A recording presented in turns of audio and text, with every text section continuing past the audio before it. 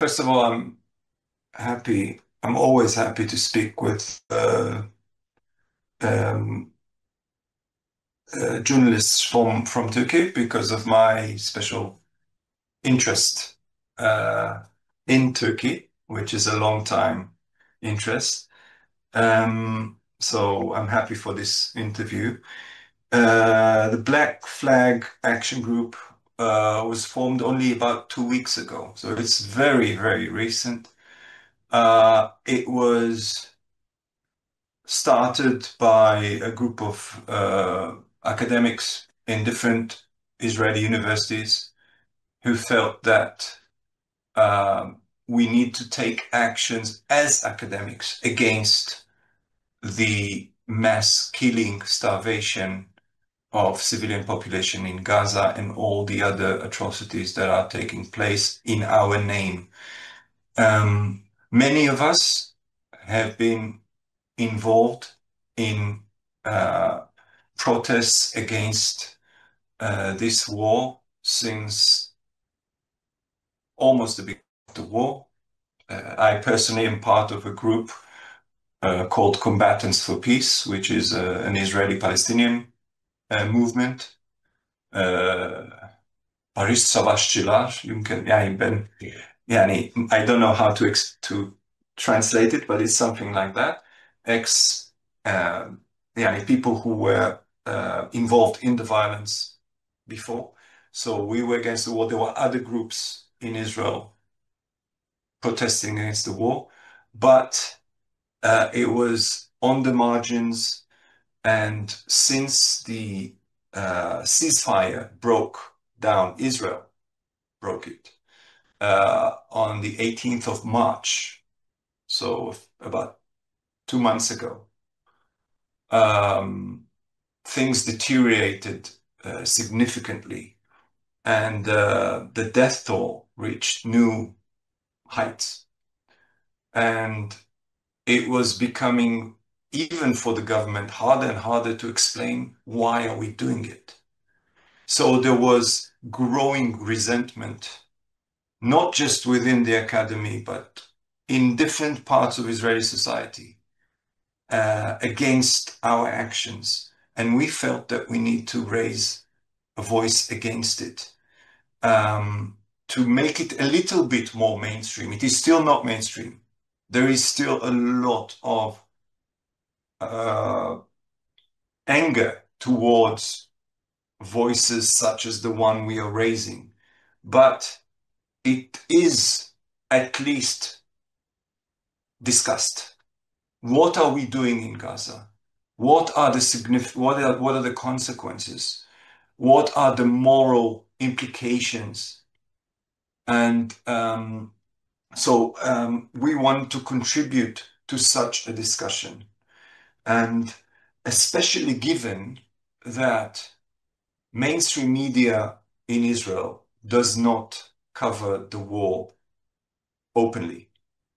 And I think people in Turkey would understand why that happens. It happens because the government, in different ways, manipulates the media, and also because the media is rating oriented, so it wants to fit the general mood, and because people are shocked still by what happened in October 7th. So all these things together uh, make the mainstream media keep silent about what's happening there. They show, but they filter it.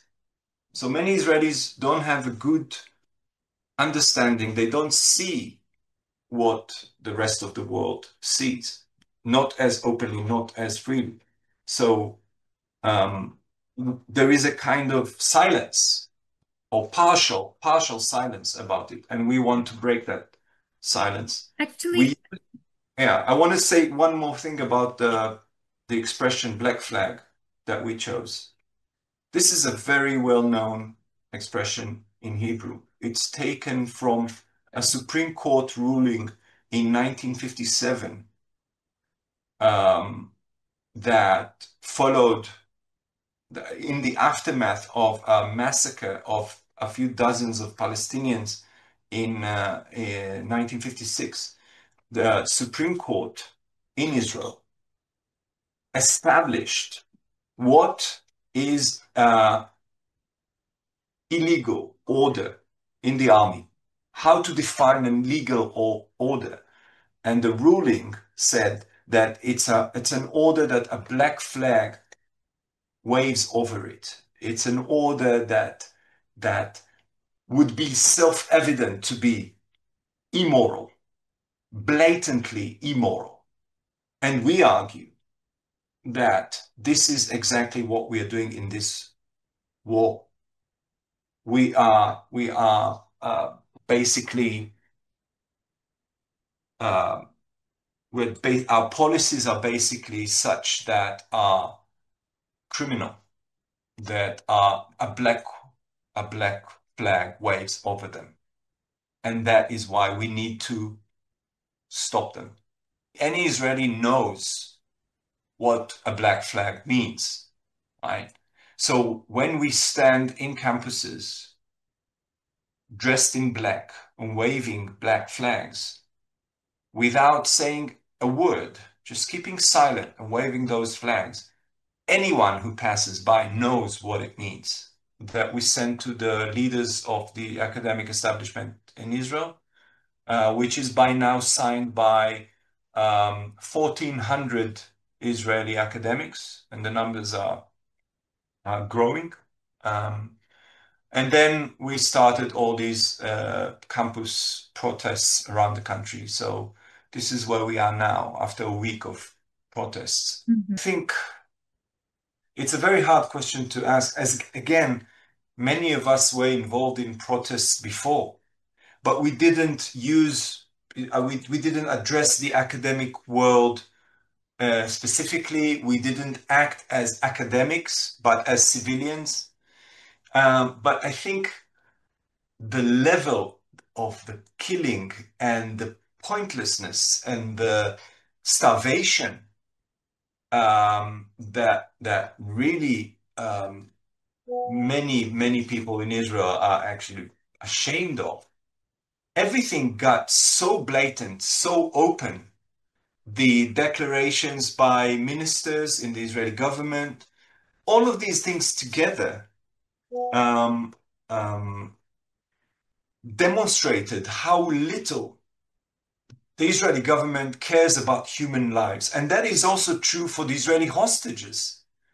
There are still around, we don't know the exact number, but around 20 live hostages, Israeli hostages in Gaza. And it seems like our government doesn't care about them as well, because these operations risk them as well.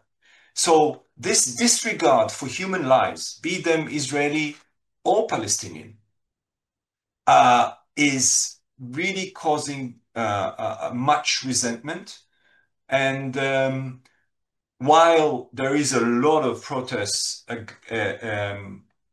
for the release of the hostages, the Israeli hostages, process that many of us were part of over the last 2 years, almost 2 years, there was little protest against what is being done to the Palestinian civilian population in Gaza.